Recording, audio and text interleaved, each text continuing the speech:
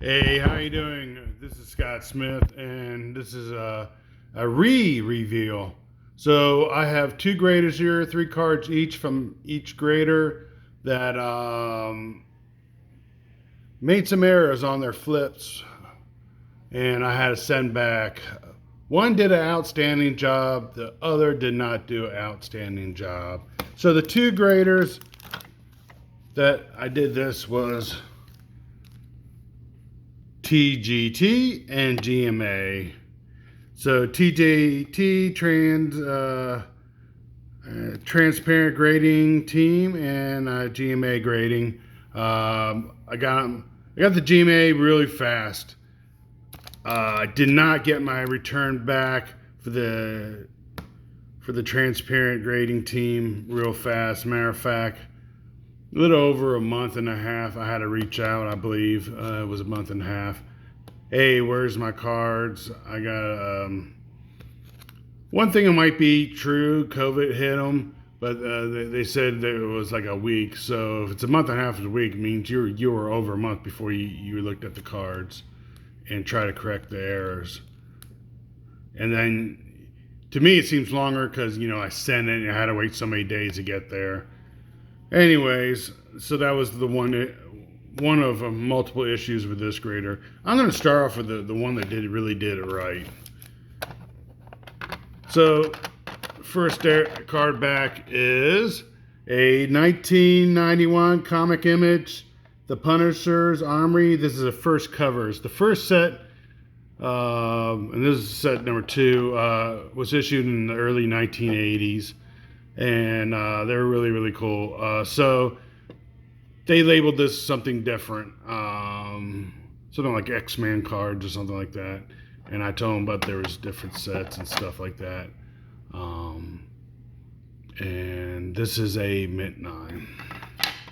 Next card came right back to me is a 1990 Classics WWF Wrestling Mania 4. This is card number 33 and a Mint 9. This has Hulk Hogan, Elizabeth, and Macho Man Randy Savage. And what they did is they messed up the Wrestling Mania 4 part, and they fixed that up. Last card, and I know it's hard spelling on this one. They misspelled Hawk with and they put a J instead of a H. No, man, it's just a common typo error. The amount of cards they probably go through, these things happen. And all the years I've been using them, this is the first order that I had to send some cards back due to error. And I've been using them since probably the mid 2000s. So, and just a quick turnaround, just a couple weeks at best. So my hat's off to GMA and their customer service. And this is a 1990 Classics WWF Hulk Hogan card. This is a near mint plus 8.5. All right, here's the next set of cards. This is a TGT. This is a Pino Alfonso. This is a 2020 Topps Chrome 85 Retro, and this card here, they misspell Alfonso. Instead of O's, I had A's in there, if I remember correctly. This is a Mint 9. So you got centering 9.5, corners 9. You got surface 9.5, and you got edges 9. So they did not correct this. I just reached out with them with an email saying, hey, I want a refund. I'm not sending these cards out to be reslabbed again. Haven't heard from them. Sent the email 2.5 days ago. So we'll see what happens. This is a 19. This is a 2021 Panini Prisms. This is a parallel purple prism of Albert Abreu. And I believe this guy actually got moved around to 4 teams this season. This is a Mint 9 for the rookie, and it's 9.5, 9, 9, and 8.5 for the subgrades. And the issue is right there, they put T2. There's no need for a T2, and when they did, they sent it back as a S2. There's no need for S2. There's no letter in 2 in this card. You see a S2? No. So they keep messing up on this label, and then the other card, they did it with my Fernando Tatis. They got an S2 in there. So here's the deal. There was a small margin of profit on these cards if they send it back right, if I'm going to sell them for their break special. So then I had to send them. They asked me to send scans. I'm fine sending scans. They want to double check and all that. But they want me to ship it out at my cost to them, and then they ship it back for their mistake. So that adds another, say, $5 to $6 to my order on the 2 cards. So each card is about $2.50 to $3, maybe more. Added to, I have to put in how much I put into these 2 cards to sell.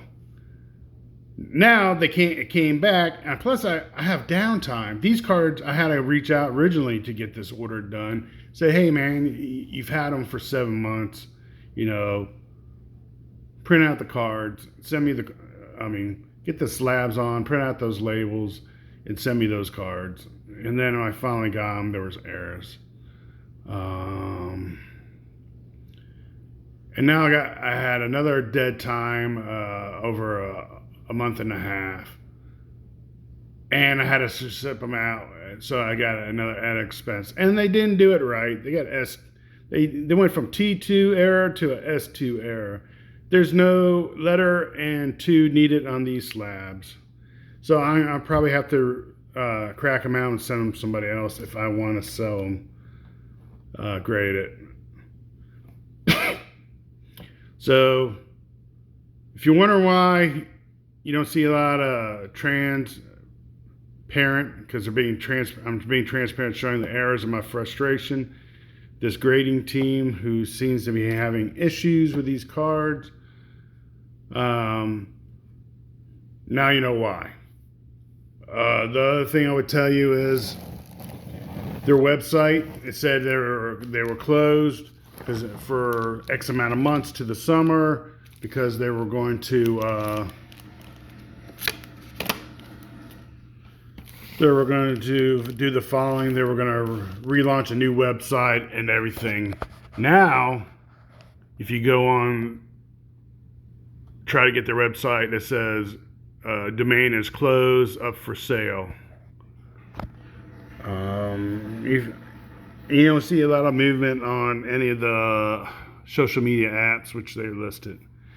By the way, this is 8.5 for the Fernando Tatis.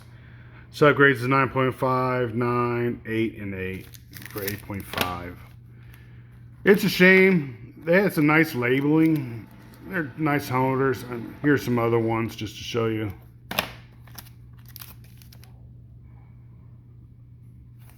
This was a crossover. It was a 10 for another grader, and they gave me 8.5. This looked really, really nice. The Formula One Sapphire of Norris and the label. They had some nice labeling.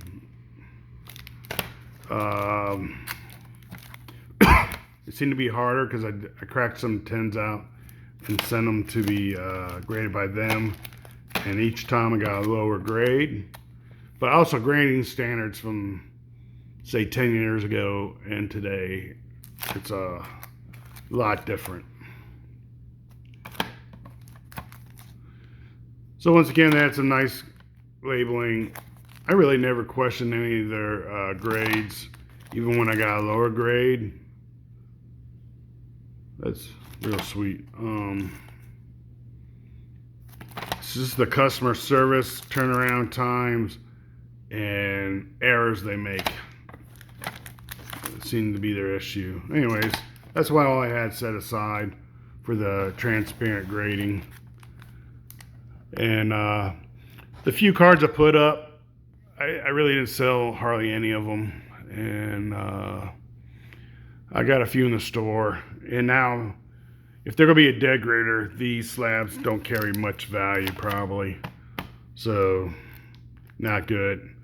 And the idea of cracking them out and setting another grader just adds more cost to the cards if it's a dead grader, because then you have to add, your fees, $10 plus or $15 plus, whatever I have in these cards, and then another $10 to $20 plus to get them reslab. So that's your problem when you try these new graders, and when you listen to these guys being the influencers. Yeah, right. On these social medias.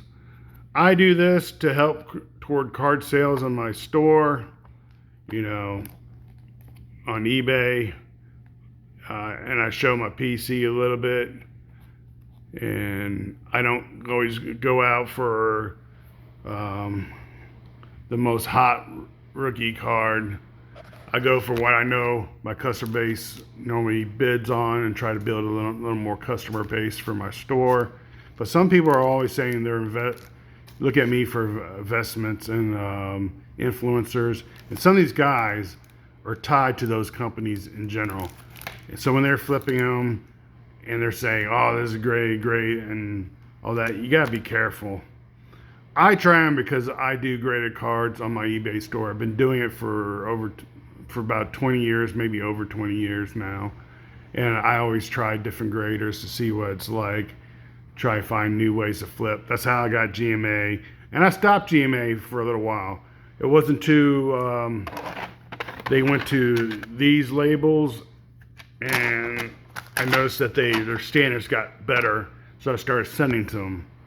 But I used GMA way back when they had their first rounds of labels, when the company was pretty relatively new, and they were passing out tens like it was candy. I bought a whole bunch of GMA lots, and there was cards with bad corners and stuff that were getting tens. I think a long time ago they had it where you can grade your own card or buy a part of a franchise. I don't think they do that now. And then when I think they changed a little bit, and then they had that one label for a little while, GMA label for their flip. And when I want to talk about label, I'm talking about this part. They use that brand. They got a little bit better with the grading, but there were some issues there. They were passing them out, just like Mint Grading did a long time ago, which is MGS. They used to pass out tens. One of the reasons they're out of business, probably. And now they got stronger, and once they got stronger with their grading over time, and bigger and stronger, and the quality went up. I've been using them again. And like I said, all those years, I've only had these 3 cards as errors. I mean, we're talking about hundreds, if not thousands, of cards I sent them. So that's good. Them, I haven't even made 100 cards in 4 orders, and I had errors and re-errors, so not so good. Anyways, just be careful with these new startup companies. I've already seen a few of these the last few years start up and didn't even make it out of the box. They close within a year. It looks like these guys might be closing down. Shame, they had some potential, but I think they made some mistakes. They started in Pittsburgh.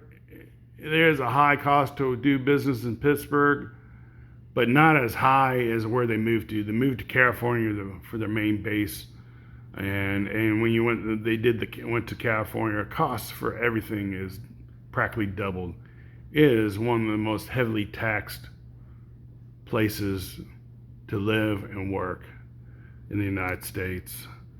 A lot of companies move to like Tennessee, Florida, and stuff because the taxes are a lot better.